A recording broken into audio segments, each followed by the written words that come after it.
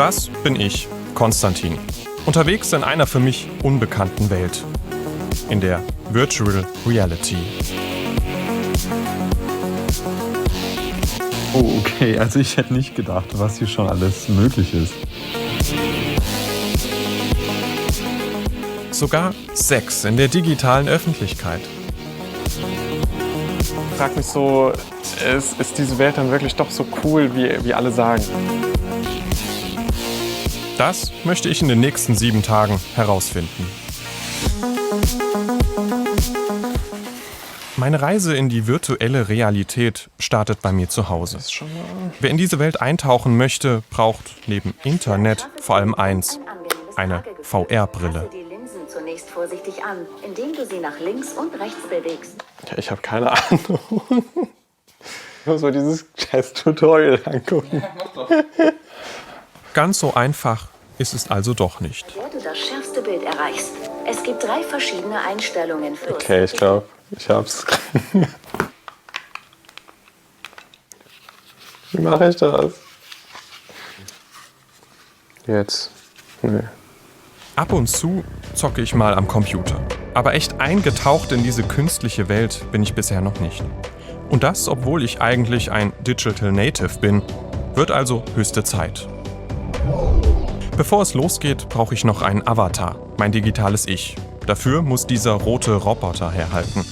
Ein Standard-Avatar bei VRChat, eine der beliebtesten Plattformen. Aber es werden immer mehr. Play games together.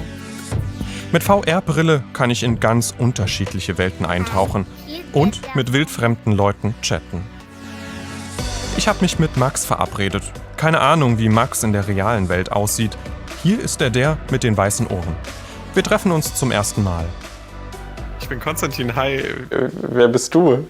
Ich bin der Max. Hallihallo. Hallo. Ja, jetzt geben wir uns die Hand. Okay. Hast du schon alle Einstellungen gemacht, die du brauchst? Also beispielsweise so Personal Space und so Sachen? Nee, ich glaube, das musst du mir jetzt mal alles irgendwie erklären. Kann sich so... Max kennt sich aus, ist 2-3 Mal die Woche hier unterwegs. Oft mit Freunden, heute mit mir. Also genau, hier so halt so eine Standardwelt, kann man so ein bisschen chillen.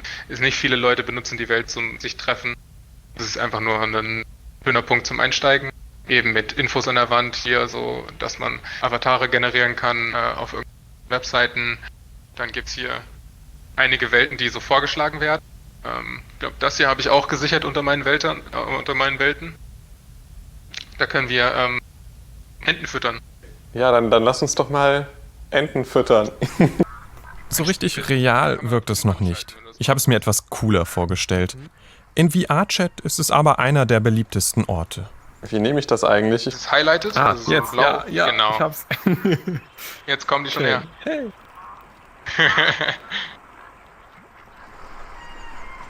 Noch befinden wir uns in einer privaten Welt. Es gibt aber auch öffentliche Räume, in denen andere Avatare sind. Und da geht's jetzt hin. Wir sind in einer Bar, die User selbst programmiert haben und anderen als Treffpunkt zur Verfügung stellen. Okay, hier war eine wilde Party, glaube ich. Ja. Aber die Party ist vorbei irgendwie. Ich weiß nicht, hier drüben sind noch Leute.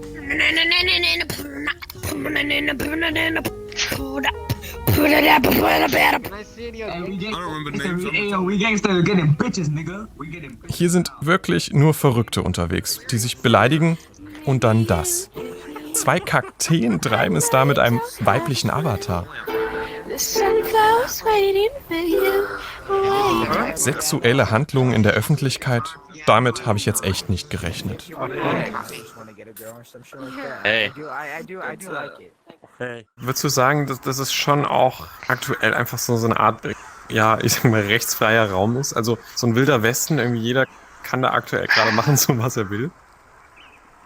Teilweise. Also natürlich sind die Leute da hinterher, das so entspannt wie möglich zu halten. Und wenn man in einer privaten Welt ist, dann kann auch einem quasi nichts gemacht werden, weil da kann keiner rein. Aber wenn man jetzt in eine Public-Welt geht, muss man halt aufpassen. Deshalb entscheiden wir uns jetzt zurück in einen geschützten Raum zu gehen. Max und ich wollen Minigolf spielen. Genau. Schläger. Hab ich den schon? Nee.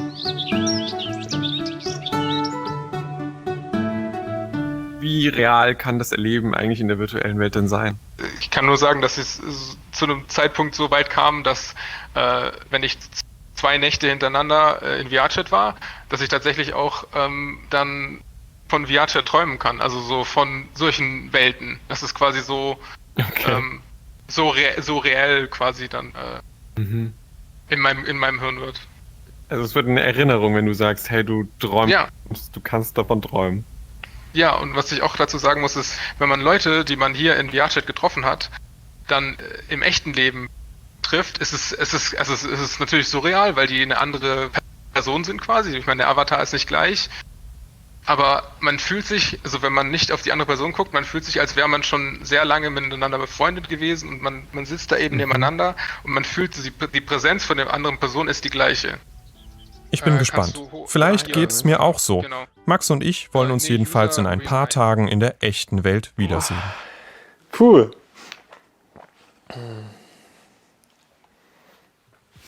Jetzt bin ich aber echt auch ein bisschen gespannt. Vorher möchte ich aber noch andere Leute treffen.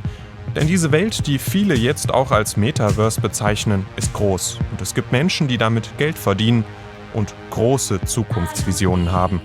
Ich bin auf dem Weg nach Hamburg. Klopf, klopf, hallo. Moin. Hey, ich bin Konstantin. Patrick, hi, schön, dass ihr da seid. Hi. Ja, moin. Danke, dass ich hier sein darf. Willkommen bei Altshift. Das ist eigentlich. Patrick Vogel ist Architekt, aber nicht für echte Häuser. Er baut virtuelle Villen und macht Visualisierungen für große Immobilienfirmen. Diese Pixel-Villa hat er mit seinem Team entworfen. Das erste Architekturprojekt für die Metaverse-Plattform Sandbox. Verkauft für satte 50.000 €. Viel Geld für ein digitales Haus im Metaverse. Hier kann man natürlich dann einfach entscheiden.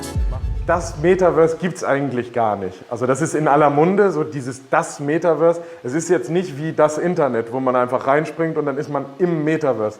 Das Metaverse ist eigentlich eine dreidimensionale Welt. Man kann sich das vorstellen wie ein Computerspiel. Ich mache den Browser auf und springe in diese eine Welt. Das sind für sich geschlossene Welten, in denen man Grundstücke kauft, in denen man Dinge entwickeln kann. Das Team kauft virtuelle Grundstücke, baut darauf Häuser und verkauft das Ganze als NFTs. Eine Art digitales Zertifikat, das auf der sogenannten Blockchain basiert. Das Fundament von Kryptowährungen. Ich glaube, es geht da sehr, sehr viel um Geld und sehr, sehr viel um Gier. Es geht aber auf der anderen Seite bei hochkarätigeren Projekten geht es auch viel um Anlagen. Also es ist tatsächlich, das virtuelle Gebäude kann für Leute tatsächlich eine Anlage sein. Warum kommen denn jetzt dann auf einmal so viele Unternehmen und wollen alle solche Grundstücke jetzt dort kaufen? Hype. Es ist der Hype und es ist wahnsinnig neu, wenn du so willst. Es ist super interaktiv. Es erfüllt eine junge Zielgruppe und je mehr da drauf springen, desto größer ist der Hype. Also das ist so ein bisschen so eine Kettenreaktion. Verrückt. Es gibt Menschen, die für ein kleines virtuelles Grundstück Tausende von Dollar in Kryptowährungen ausgeben. Und auch hier gilt Lage, Lage, Lage. Wenn du ein Grundstück neben Snoop Dogg, der diesen Hype anführt, kaufst, dann ist das natürlich wahnsinnig teuer. Wenn du aber ein Grundstück kaufst, was natürlich weit außerhalb liegt oder am Rand, dann ist es günstiger. Das ist tatsächlich manchmal ein bisschen Hanebüchen, was für Preise da aufgerufen werden und was so ein Hype, so ein Online-Hype überhaupt auslöst. Über 3.500 € für ein virtuelles Grundstück, was einfach nur aus Bits und Bytes besteht, dass man sich da an den Kopf fasst und denkt, mein Gott, wie geht denn das? Ich finde es absurd, dass Leute virtuelle Häuser und Grundstücke kaufen, oft für mehr als im realen Leben, um ihr Geld zu vermehren. Während in unserer Welt Wohnungen knapp sind und viele Menschen bezahlbaren Wohnraum suchen. Festgestellt habe, würde ich sagen, wir sind in der Steinzeit. Also wenn wir uns jetzt das da angucken, das sind zig Millionen €, da bin ich mir relativ sicher, um das zu erreichen, auch in der virtuellen Welt, da muss man einen künstlichen Hype erzeugen. Und das ist auch, sehe ich auch eher kritisch. Also weil so ein künstlicher Hype, der erschafft halt keinen Gegenwert. Und das, also Ich finde, das muss sich im Rahmen halten. Am Ende ist es digital und virtuell und dann sollte das auch, also ich meine, da ist viel Arbeit steckt da drin. Menschliche Arbeit, Handarbeit, Planungsarbeit, ganz zu schweigen davon. Das kann für mich nicht genauso viel wert sein in der virtuellen Welt. Das ist schlichtweg falsch. Das mag durchaus zutreffen. Naja, Patrick verdient trotzdem damit. Möchte er eigentlich irgendwann einen Großteil seines Lebens oder seiner Arbeit nur noch in der virtuellen Welt verbringen? Ich sehe da keinen Spaß dran, nur in der virtuellen Welt zu leben. Also ich meine, man sieht das ja, wir sind hier in Hamburg in der Hafen City, die Sonne scheint, sind gerade irgendwie 22 Grad. Also wir haben diesen einen Tag Sommer, den man in Hamburg hat, heute wohl erwischt. Und ich sehe das absolut nicht so. Also ich würde ja jetzt nicht gerne irgendwo sitzen mit meiner VR-Brille auf und in einer virtuellen Welt sein. Also dafür ist ja die echte Welt zu schön. Aber es gibt auch Vorteile der VR-Welt. In meinem Hotelzimmer schaue ich mir ein Konzert von Justin Bieber an. Ein echtes Live-Konzert ist zwar was anderes, aber während Corona waren die Fans wenigstens als Avatare mit dabei. Till the end, I get my peaches out in Georgia. Ooh, yeah, shit. I get my weed from California. That's that shit. I took my trick up to the north. Yeah, badass bitch. I get my light right from the source. Yeah, yeah, that's it. I get my peaches out in Georgia. Wie sehr virtuelle und reale Welt verschmelzen können, möchte ich am nächsten Tag herausfinden. Ich bin verabredet zu einem virtuellen Abenteuer im Miniaturwunderland. Hi. Und endlich bin ich mal nicht allein, sondern mit 4 Mitspielern unterwegs. Bevor es losgeht, gibt's noch Tracker für Hände und Füße, einen ganzen Computerrucksack und einen Helm mit VR-Brille. Wir sind jetzt halb Mensch, halb Maschine. Keine 5 Minuten später werden wir zu kleinen Spielfiguren geschrumpft und erkunden die größte Modelleisenbahnanlage der Welt, jetzt virtuell. Dann mal hereinspaziert in den Panoramawagen. Ich bin jetzt übrigens dieser Cowboy hier mit Hut. Na kommt, steigt bitte in den Panoramawagen ein. Los! Alle aufsteigen! Auf der Plätze, fertig, los!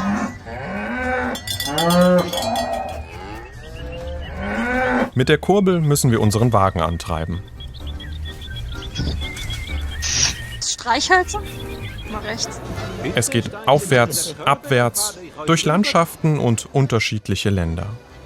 Den Teddy. Links für die ganz Mutigen, rechts, wenn euch schwindelig wird. Jemand mutig. No, Madonna! Attenzione! Sie kommen zurück! Haltet durch, nur einen Moment. Ich gehe auf die andere Seite und mache euch auf die Tür von ihnen. Das ist unsere Chance. Schnell raus hier! Los, kommt! Wir sind am Knuffingen Airport. Von hier aus kommt man eigentlich überall hin.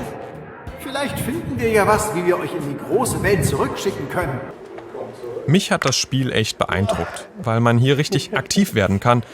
Das findet auch meine Mitspielerin Alexandra. Okay, hier sind wir. Ja, krass. Wie war's tatsächlich? Hättest du es dir so vorgestellt? Ja, also ich finde es halt krass, was möglich ist. So, ne? Also, dass man wirklich denkt, dass es sich so real anfühlt, das finde ich halt schon. Ja, also ich habe es mir schon so vorgestellt, aber es ist schon krass, was möglich ist. Diese interaktiven Erlebnisse und Games machen richtig Spaß. Zeit und Raum vergesse ich dabei komplett. Ein ganz anderes Gefühl als bei Computerspielen, die ich sonst nur in 2D spiele.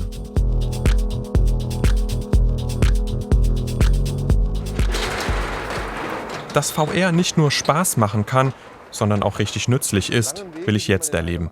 Ich bin bei der Landesfeuerwehrschule in Kassel und treffe Volker Engel. Er ist Ausbilder für Feuerwehrleute. Hier wird VR beim Training benutzt.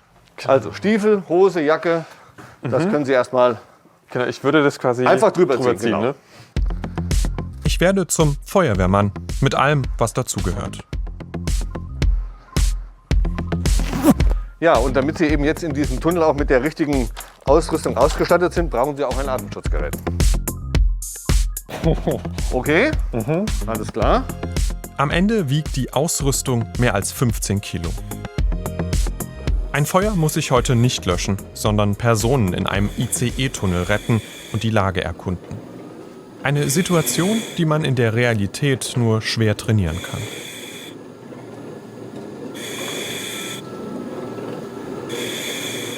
So, jetzt können Sie versuchen, die Person zu retten und Sie werden feststellen, weil sie liegt, die ist bewusstlos, die können Sie nicht mehr retten. Jetzt müssen Sie Ihre Blitzleuchte nehmen.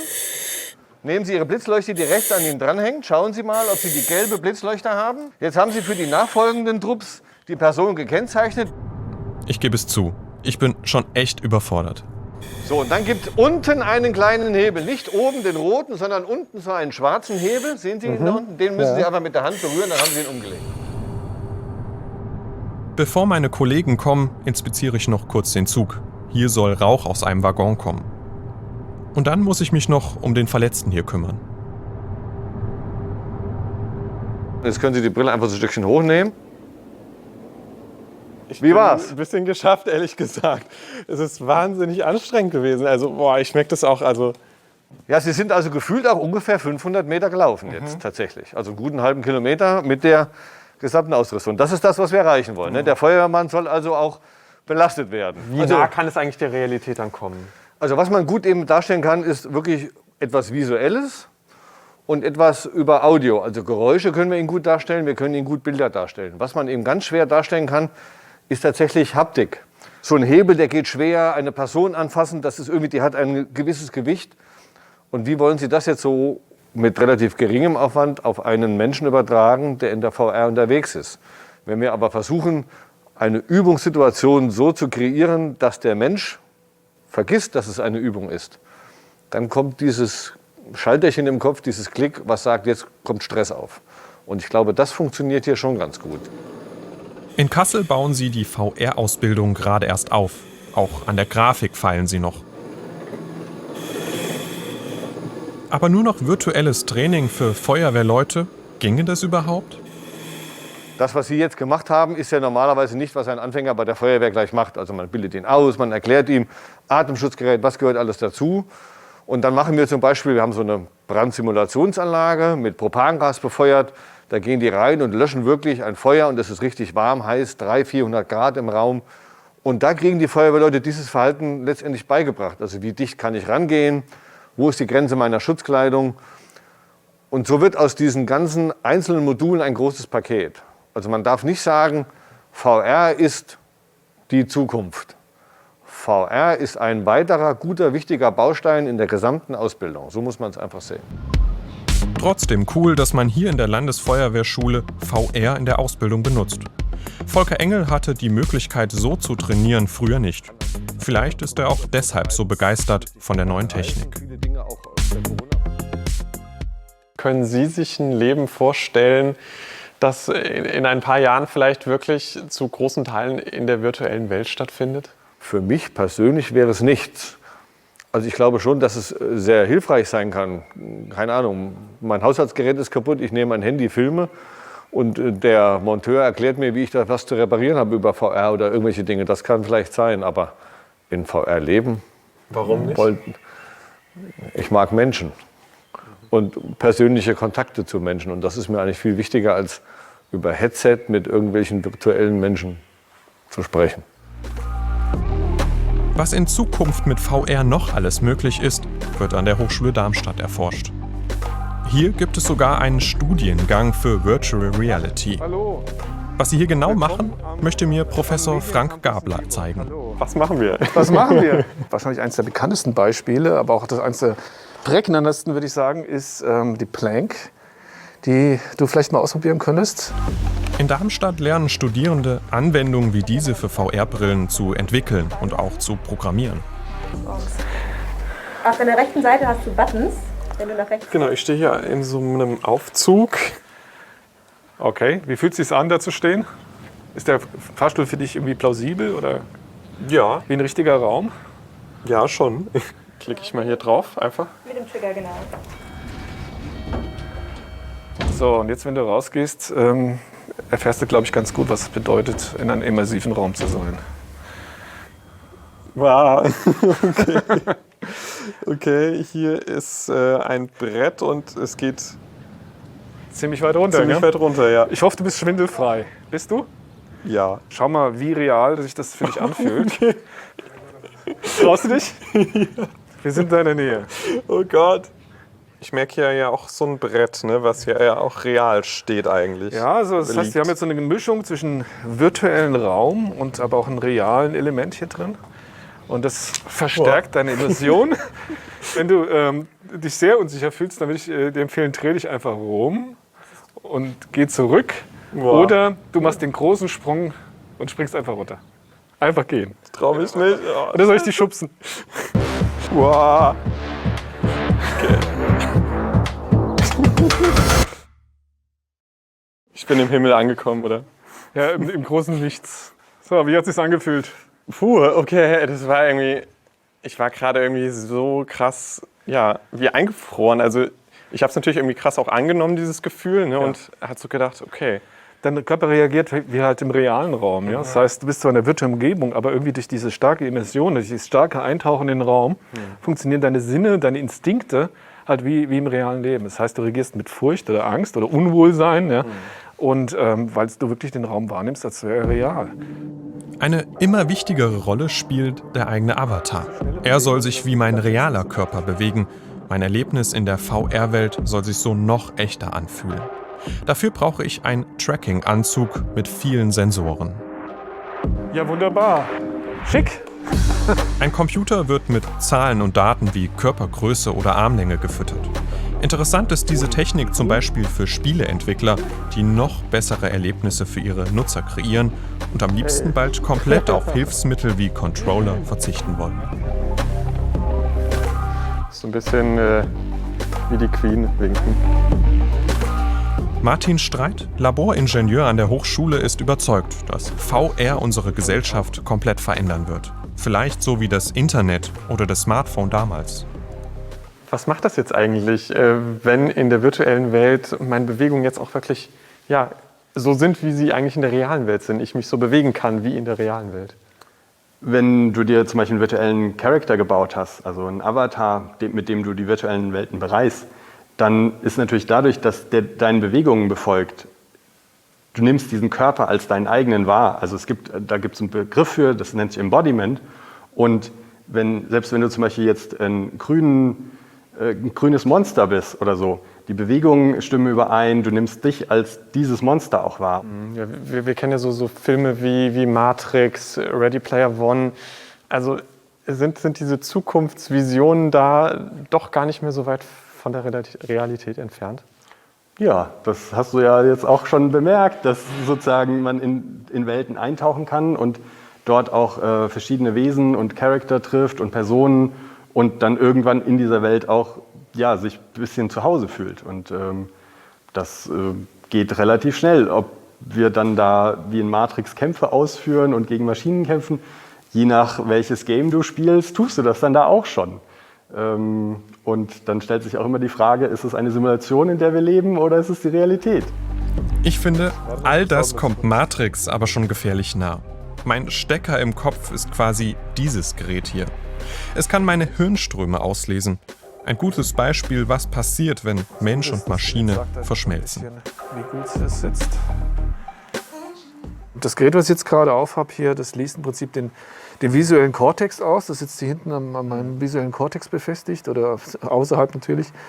Und versucht jetzt die Gehirnströme so auszuwerten, um zu erkennen, wo ich hinschaue. Und das funktioniert erstaunlich gut. Schon verrückt. Professor Gabler schaut einfach auf diese Kacheln. Er konzentriert sich und je nachdem, wo er mit seinen Augen hinschaut, lässt er Töne abspielen. Ganz ohne Mausklick. Ich könnte jetzt mit dieser Technologie einen Avatar laufen lassen, ja, je nachdem, wo ich dann halt hingucke, ich nach links, nach rechts, nach vorne, nach hinten laufen lassen, das würde gehen.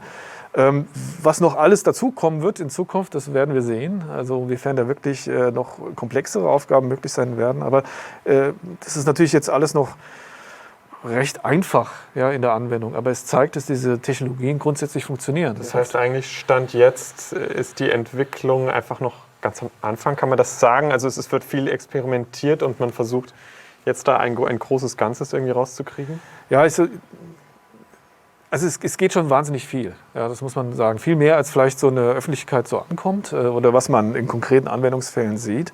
Ich würde trotzdem sagen, dass wir immer noch am Anfang der Möglichkeiten stehen. Ja. Also ich sage immer ganz gerne, wir sind ja noch im Zeitalter der Dampfmaschine. Es funktioniert alles, ja, und wir können schon wahnsinnig viel machen, wir bewegen uns, aber das Potenzial ist noch immens groß. Was das für uns Menschen in 10 Jahren heißt, kann ich mir nur schwer vorstellen. So richtig? Ob wir mit einem Gehirnimplantat wie in Science-Fiction-Filmen aufwachen, ich bin mir nicht so sicher. Andererseits kann diese Technologie in vielen Bereichen einen großen Nutzen bringen, zum Beispiel für Menschen mit Behinderung. Das beeindruckt mich. Jetzt wird es aber Zeit, dass ich Max wieder treffe, den ich vor ein paar Tagen als Avatar in VR-Chat kennengelernt habe. Wir wollen uns auf einen Café treffen. Hi. Hi. Bist du Max? Ja, so halber, aber auch nicht ganz. Hi, Konstantin. Ja, sorry. So, hi. Tatsächlich dann Max heißt eigentlich Niklas. Und die Quest hat halt Er ist Student aus Darmstadt, 23 Jahre alt und schon seit 4-5 Jahren mit VR-Brille in digitalen Welten unterwegs. Seinem Avatar sieht er aber nicht wirklich ähnlich. Haben wir so einen riesigen Anstieg an Nutzern. Okay, krass. Ich muss jetzt sagen, hey, ich hätte jetzt doch nicht damit gerechnet, dass du so aussiehst. Ja, ich meine, das ist jetzt gar nicht böse gemeint. Nein, ich verstehe es. Mit dem Avatar ist es immer was anderes. Aber ja, ich meine, ich habe mit dem, weiß nicht, was es war, so ein Cyber Warrior genau, oder was auch immer, hätte ich jetzt auch nicht gedacht, dass du so aussiehst. Ich erzähle Niklas, was ich in den letzten Tagen erlebt habe. Manchmal habe ich mich im Metaverse allein gefühlt. Ihm geht's da anders. Wenn man Leute findet, die so auf der gleichen Wellenlänge sind und dann, ja, dann sagt man nicht so, ja, ich gehe jetzt in die Welt, sondern wir alle zusammen gehen jetzt in die Welt und dann, keine Ahnung, wie zum Beispiel wir Minigolf spielen und so. Es ist so, das kann dann so ein richtig cooler Abend sein. Das ist dann, ich würde fast sagen, auf der gleichen Skala wie, ich gehe mit meinen Kumpels was trinken. Machen diese Erlebnisse eigentlich auch süchtig? Also merkst du das an dir? Es ist cool und es ist wie, ja, sich mit Freunden treffen, also auf der gleichen Art süchtig machen. So. Ein bisschen so das Serotonin davon. Ich habe ja selber so gemerkt, jetzt nach Corona und der Pandemie, irgendwie sehne ich mich ja eigentlich nach sozialen Begegnungen, irgendwie hier wie Kaffee trinken zusammen. Irgendwie kann ich es mir noch nicht so richtig vorstellen, wirklich viel mehr meines Lebens dort virtuell zu verbringen, jetzt nach Corona auch. Ja. Kannst du das dir schon eher vorstellen? Ja, ich kann mir tatsächlich vorstellen, dass es trotzdem noch ein Teil davon ist. Und gerade während Corona war es auch sehr befreiend, einfach in eine Welt reinzugehen, wo eben du musst nicht Abstand halten, musst keine Maske tragen, du bist ja zu Hause, aber du kannst dich trotzdem mit Leuten treffen und hast diese Präsenz. Glaubst du tatsächlich, dass wir irgendwann mal in der Zukunft einen viel größeren Teil unseres Lebens virtuell verbringen, dass wir wirklich auch in diesen virtuellen Welten leben und arbeiten? Ja, ich glaube, das ist in unserer Zukunft auf jeden Fall Teil. Es wird nicht ganz unser Leben übernehmen, einfach nur, weil es nicht kann. Aber es wird auf jeden Fall, dadurch, dass es auch besser wird, auf jeden Fall auch für Entertainment, für so Meetings und Sachen, die dadurch ersetzt werden können, also wenn es dadurch einfacher wird, wird es wahrscheinlich ersetzt. Nach 7 Tagen in der virtuellen Realität bin ich positiv überrascht, was alles möglich ist und welche Chancen uns VR bieten kann. Vieles hängt natürlich auch davon ab, wer diese Welten programmiert und wie wir damit umgehen. Nach 2 Jahren Pandemie wird mir aber auch klar, was Virtual Reality niemals ersetzen kann. Ein Feierabendbier am Main mit Freunden, die sich nicht hinter einem Avatar verbergen. Die reale Welt ist für mich dann doch viel schöner als die bunte und schrille VR-Welt.